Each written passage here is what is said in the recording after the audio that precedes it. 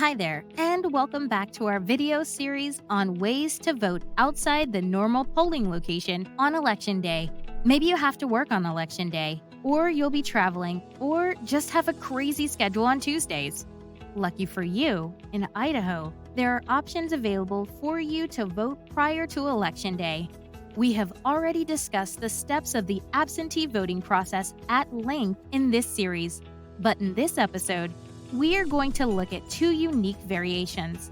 One is in-person absentee, and the other is simply known as early voting. In-person absentee voting is exactly what it sounds like. It makes use of the full absentee process, but does it all at once, typically at your election office.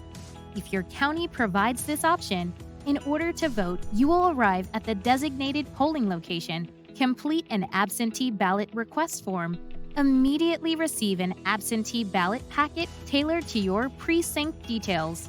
You will then immediately vote your ballot and put it into the secrecy and security envelopes, just like if you were voting absentee from home, and return it to the election official without ever leaving their office.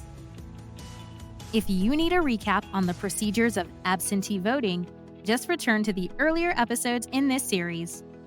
Our second variation for voting ahead of Election Day is called early voting. While not available in all counties, early voting is an alternative to in-person absentee that, instead of following absentee procedures, follows the typical processes used to vote on Election Day. Instead of happening at your normal polling location, it will be at a designated early voting location.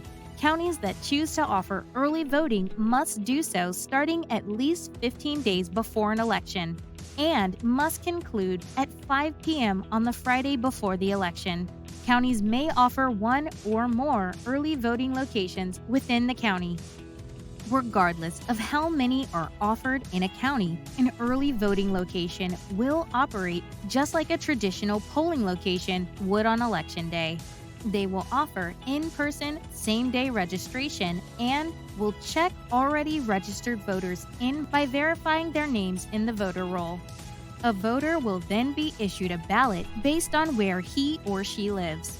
That voter will then vote and return that ballot immediately, just like on Election Day, by placing the ballot in a secure ballot box designated and secured for early voting.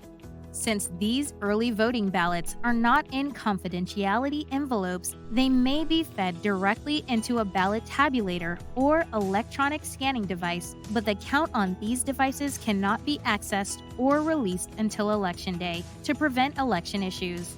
So there you have it. Two completely different options from which counties will select to provide you with yet another way to cast your vote for when you can't make it to the polls on Election Day. Just remember that regardless of how you vote, whether by regular absentee, early voting, or in-person absentee, election integrity and ballot security are of the utmost importance to your county and state election officials. The more informed you are as a voter about how these processes work, the more confident you can be in the process. And to take you on the next step in our voter series, I see Elena has returned once again. Thanks, Missy, and great job explaining absentee voting. As we wrap up this series on absentee voting, you must be wondering, what's next? Well, since we've covered all the early options, that must mean that we are coming up on Election Day. That, ladies and gentlemen, will be our next series, so stay tuned and we'll see you there.